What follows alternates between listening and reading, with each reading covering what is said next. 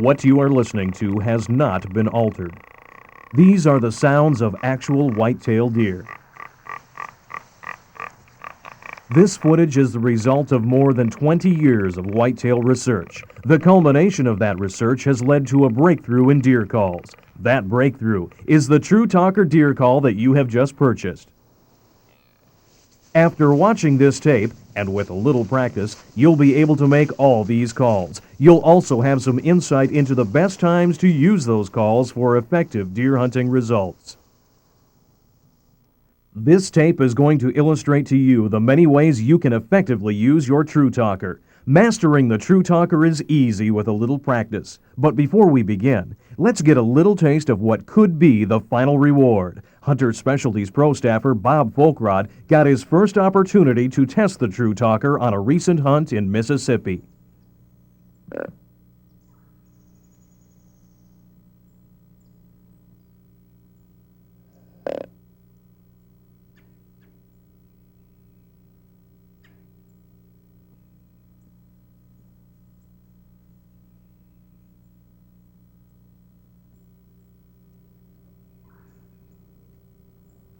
First day out, I like to do that.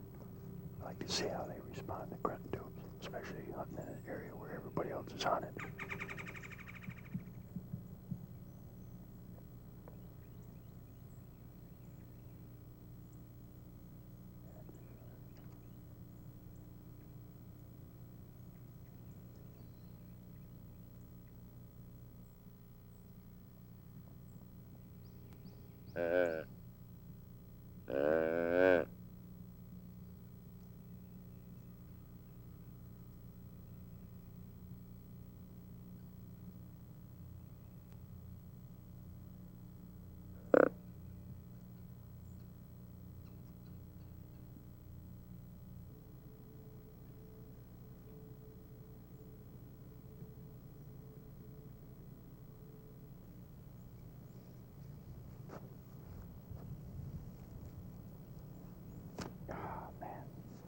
What a great morning. I had no idea. We must have seen over a dozen bucks. Boy, what a setup. Right between two waters. You got food plot on the other end. You got acorn trees. Besides the ruts going on. What a bottleneck. This could really be good. This could really work right here.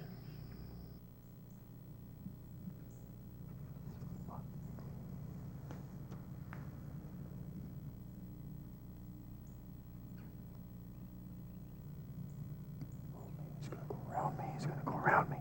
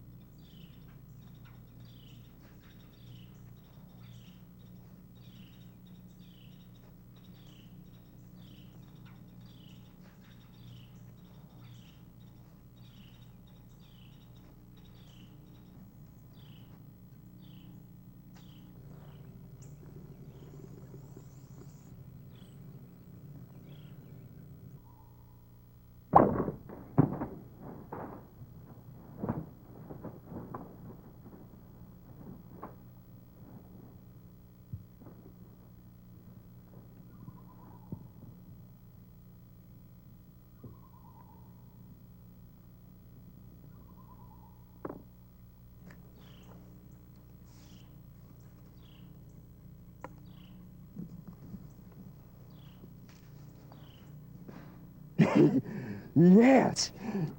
Yes. Well, oh, what a buck. I tell people, always wait after you kill a buck. Give yourself, for him time to go lay down and do his thing. Well, give yourself time to get your composure back together again so you don't fall out of the darn tree stand. That's why I want to wait. Oh. Look at that. Look at that buck. Look at the bases on it.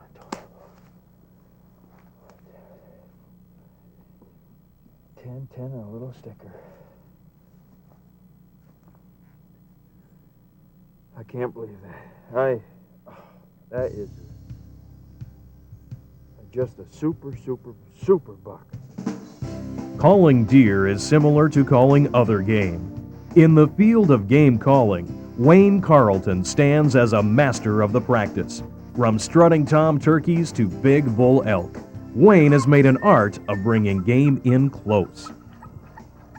Did you ever wonder why so many hunters will try to call in so many different critters and practice using a lot of different calls, but they won't pick up a deer call and really use it? Hi, I'm Wayne Carlton for Hunter Specialties. Now just stop and think about it. How many friends do you know that have practiced their calls to the point of just flat drive you nuts, especially if you got to be in a truck with them, but they won't pick up that deer call and really try to use it or imitate any of the grunts? Well, let's face the facts. A deer grunt is not that exciting to hear. That is, unless you want to make it exciting. And that's what this video is all about. It's about some of the most realistic deer sounds I've ever heard from one of the easiest deer calls that I've ever used. It's the True Talker from Hunter Specialties. In the next few minutes, we'd like to show you how to use your True Talker to produce the sounds that help you call deer effectively. Plus, we'll show you videotape of whitetails actually making these sounds. And there's no better teacher than the whitetail.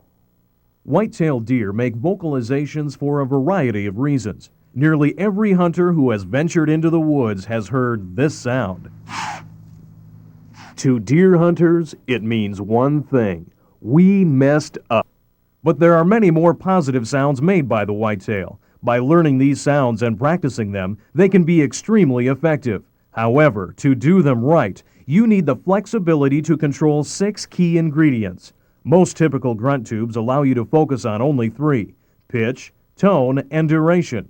But with the True Talker, you can now utilize the power of intensity, rhythm, and tone variations known as inflections. By putting inflection into your calls, you add an entire new dimension to deer calling. You're actually placing emotion into the sounds you are producing. It is that inflection and emotion that makes the True Talker so effective. Think about it. No two humans sound alike. We all have a different pitch to our voice. We say things differently. We use different inflections in our speech. Whitetails are no different. Let me introduce you to a couple of folks that know what they're talking about when it comes to calling deer. First of all, Greg Miller is one of the most respected authorities on white-tailed deer in the Midwest. He's authored 2 books, countless magazine articles. He's been in several hunting videos, and if you've ever been to one of his seminars, you already know it is standing room only crowds. How did Greg become so knowledgeable? It's real simple.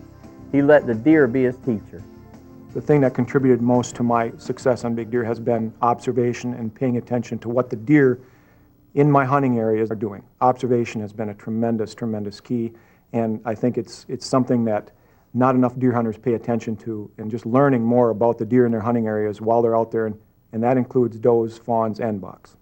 Phil Little may not be as well known, but let me tell you, his knowledge is just as deep. Phil has a well-documented history of calling deer, and his most effective weapon is the True Talker. Phil also has a great talent for teaching hunters how to get the most out of the True Talker. To use this call, you just simply put the call up to your bottom lip and bring it right up, just like you're fogging a mirror. That's as hard as you have to blow this call. You haven't got to blow it any harder. You don't put the call in your mouth, just set it right on the edge of your lip. Simple as that. Together, those two have a ton of knowledge into the language and vocalization of white-tailed deer. Now let's take a second and talk about how important inflection is to a deer's voice. As you listen to my voice, imagine how uninteresting I'd sound if I just had a monotone and didn't use any inflection in my voice. I'd be one of the most boring cowboys that you've ever heard. Inflection is important for the simple reason that it's real. It creates, with the deer call, with the ability to use the inflection to create the inflection, you're creating a real sound. Hunters are looking for a positive response rate when they're calling. That's the term I've come up with. You're trying to get a positive response rate from the animals that you're calling to. One of the main reasons that there is a lack of positive response rates is because the sounds that the hunters are using don't duplicate the sounds of real live white-tailed deer closely enough. And with this call, with the inflection, as Phil said, you're adding that dimension to it. You are sounding more like a real live white-tailed deer. Adding inflection and changing the pitch of the call, it's easy with the True Talker. Inflection can be easily added by pressing down with your fingertips and then rolling them across the reed. When you press down on the reed, the pitch of the call becomes higher.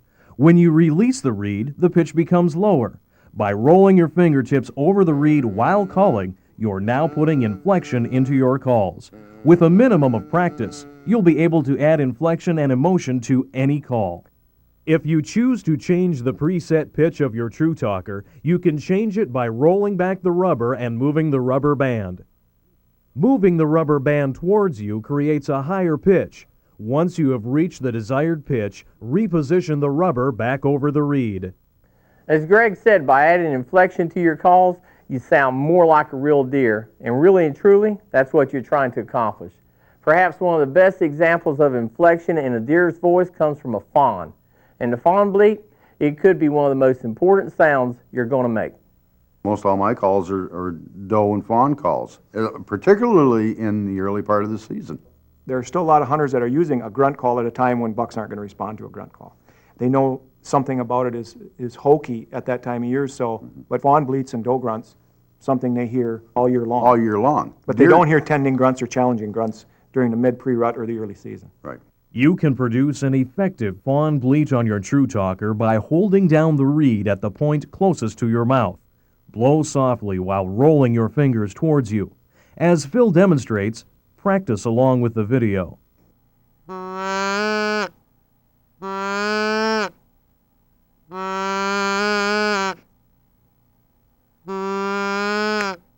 Once you determine the finger placement for the best reproduction of the fawn bleat, position the memory band to that location.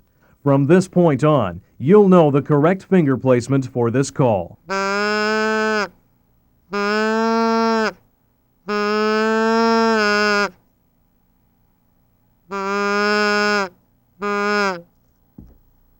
lot of the time, successful buck hunting is successful doe hunting. And even though a doe may be tended by a big buck and she may be sort of consumed with the feelings of the breeding frenzy, she's not going to totally forget her instincts, her motherly instincts, her protective instincts. So a fawn distress call could be the perfect ticket at that time of year to draw her in, and wherever she goes, her boyfriend is going to go.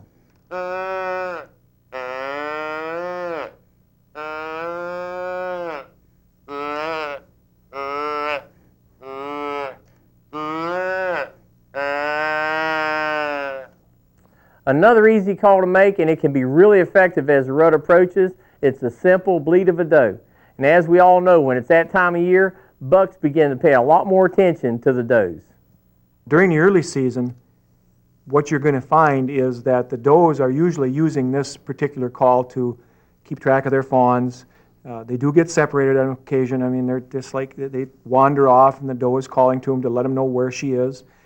But doe vocalizations also, people should be aware, hunters should be aware that these doe vocalizations don't quit once they abandon their fawns or they get ready to breed. And in fact, when does come into estrus or get close to estrus, they will actually use it to attract bucks. If a buck has not found them. Right.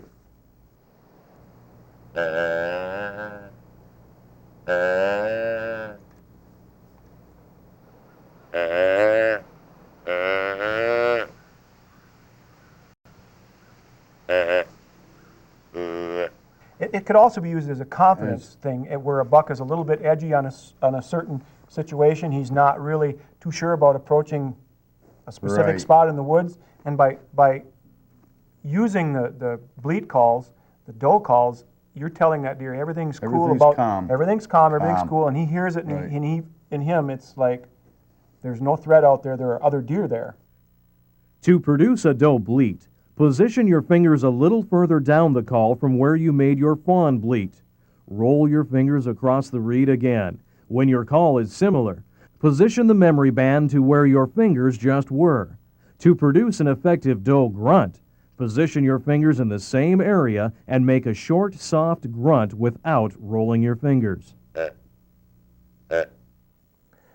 Another way to attract a mature buck is through the whine of a younger buck. Now, mature whitetail, he'll check the sound out for two reasons: curiosity and to make sure the smaller buck is not trying to tend the doe. If that younger buck is caught trying to tend the doe, the mature buck, he's going to have a major problem with that. I may use some immature buck grunts, Oh, tending grunts, to, again, pique the curiosity of a big buck that is maybe cruising at that time. I haven't seen him. I'm just calling blindly now. I'm just using my grunt call to issue a challenge, but I'm using the true talker in the immature buck pitch because I want to give a cruising mature buck the impression that there is an immature buck tending a hot doe.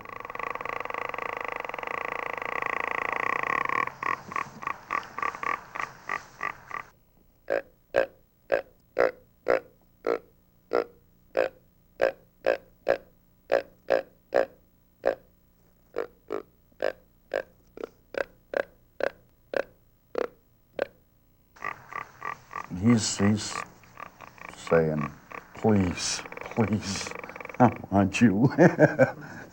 See, no, that's basically what he's saying. They think they're tending this doe, but she's not quite ready to stand yet. He's doing a lot of the pre-chasing that the mature buck would have to do.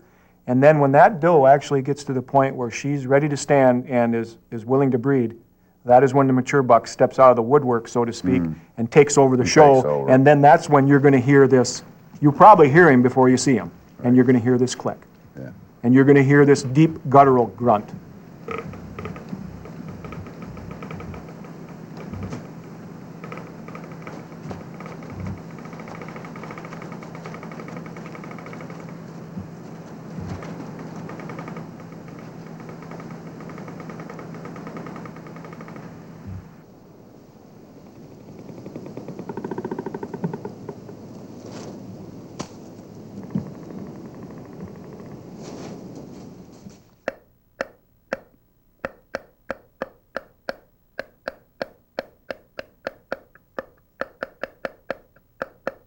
At first, the adolescent buck and mature bucks may sound similar, but if you listen again, you'll notice the younger buck is much more excited, almost to the point of sounding hyper. The mature buck will be less vocal, but will be much more calm and authoritative in his voice. To make the voice of an adolescent buck, again, move your fingers down the reed a little further than you're setting for the doe. By cupping your hand over the end of the call, you can change the tone slightly to make the call sound more realistic.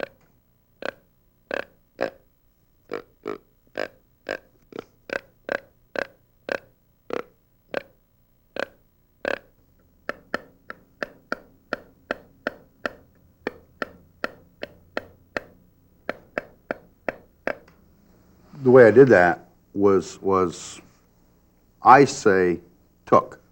I could just go.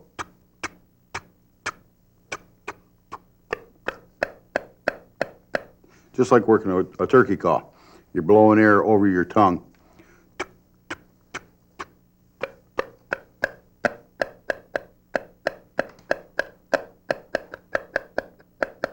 If you want to go faster, you speed your tooks up.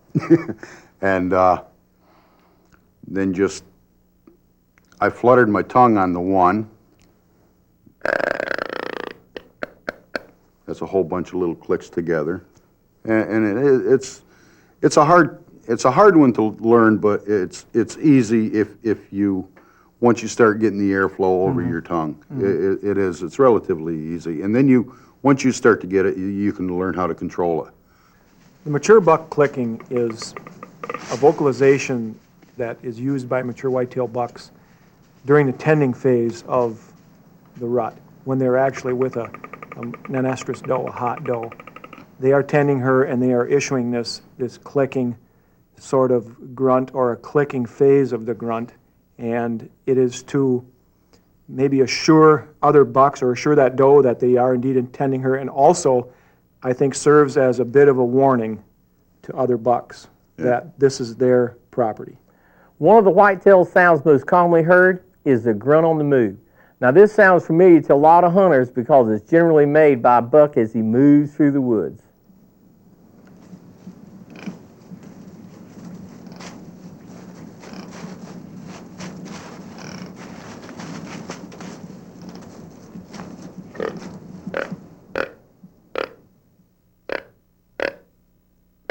That's pretty fast, but there's different speeds that they do it. And it's basically what I call a trailing grunt. Right. Or, maybe he's scent trailing a hot doe, or just moving through the woods in search of a hot doe. But in most cases, this rhythmic grunt is a trailing grunt.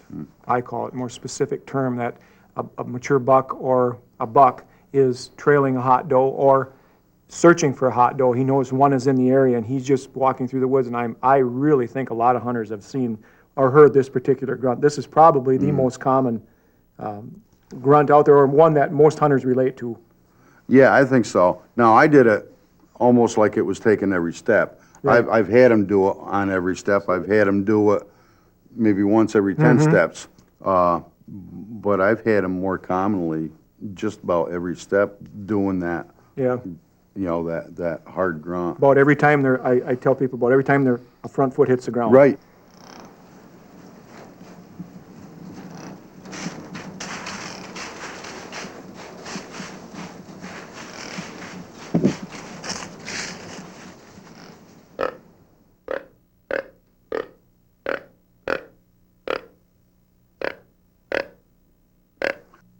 With the True Talker, it's easy to learn a wide range of whitetail vocalizations, but learning the language of a whitetail isn't going to be enough.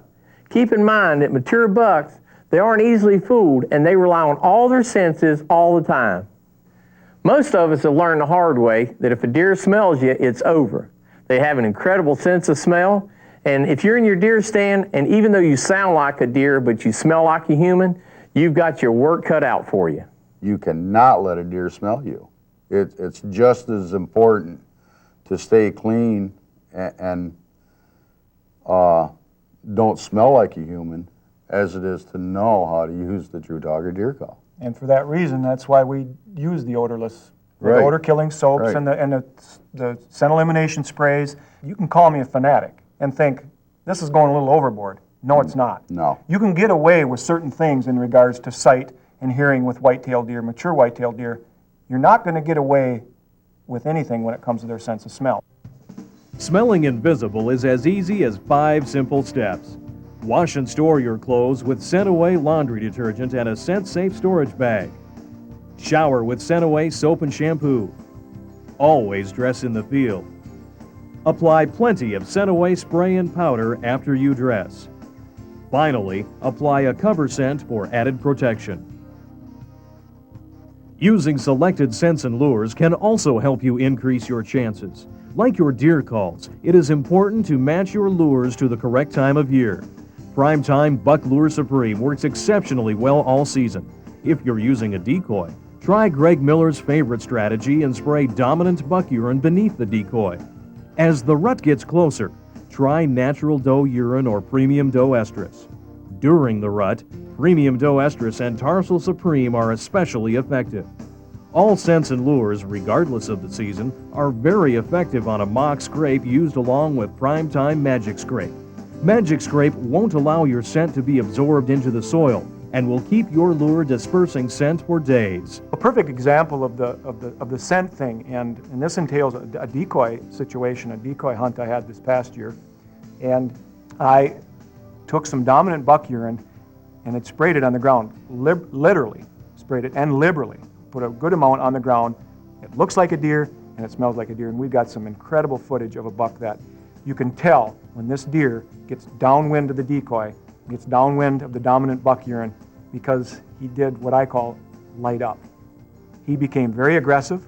He did the closest thing I can describe it as a moonwalk, actually walked backwards, displayed to the decoy, tried to impress his dominancy upon the decoy. It was because of what he smelled.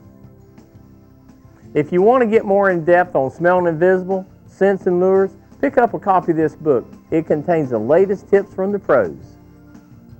In watching this video, I hope you picked up a few tips to give you a better chance for success out in the woods. On behalf of Hunter Specialties, I'm Wayne Carlton. Let's go hunting.